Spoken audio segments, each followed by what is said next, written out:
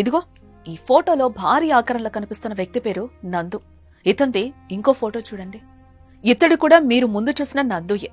ఆశ్చర్యం వేస్తుంది కదా, ఎలా ఉన్నవాడు ఎలా అయిపోయాడేంటి అనుకుంటున్నారా? చూస్తుంటేనే అయ్యో అనిపించక మానదు. దీనికి కారణం వారుదైన వ్యాధి. కర్నూలు టౌన్ కి చెందిన నందు పేదరికంలో పుట్టాడు.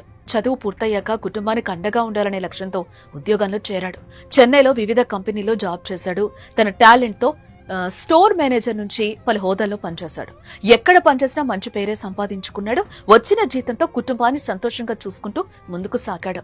తండ్రి చనిపోవడంతో తల్లితో కలిసి చెన్నైలో ఉంటున్నాడు. కొన్ని రోజులు పెళ్లి చేసుకోవాలని ఉందని ఆశపడ్డాడు. కానీ విధివంచనకు గురయ్యాడు. 2019 తర్వాత నందు జీవితంలో గడ్డు రోజులొచ్చాయి. ఊహించని వ్యాధి మీద పడింది. ఆ వ్యాధి పేరు IBS with alternating constipation and diarrhoea. ఏది తిన్నా కూడా విరేచనం కావాల్సిందే.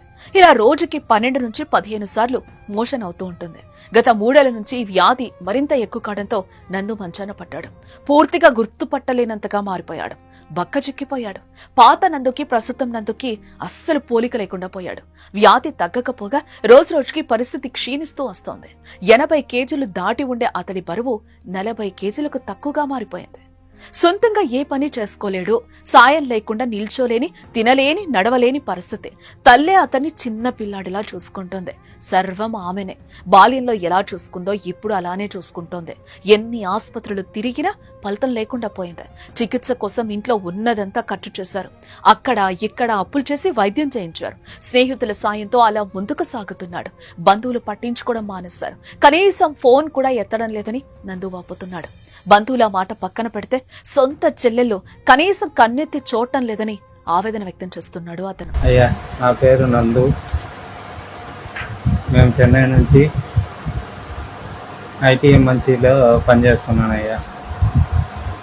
3 ఏళ్ల నుంచి నాకు షుగర్ 630 ఉంది. IBS constipation with diarrhoea. ఒక రోజుకు 12 సార్లు బాత్రూమ్ పోతానండి. నా వల్ల నడవనవదు, తిన్నవదు, ఏ సపోర్ట్ లేకుండా ఏం చేయలేను సార్. 3 ఏళ్ల నుంచి ఇట్నే బెడ్ మీదనే ఉంటాను. మాకు సాయం చేసేవాళ్ళు కూడా ఎవరు లేరు సార్.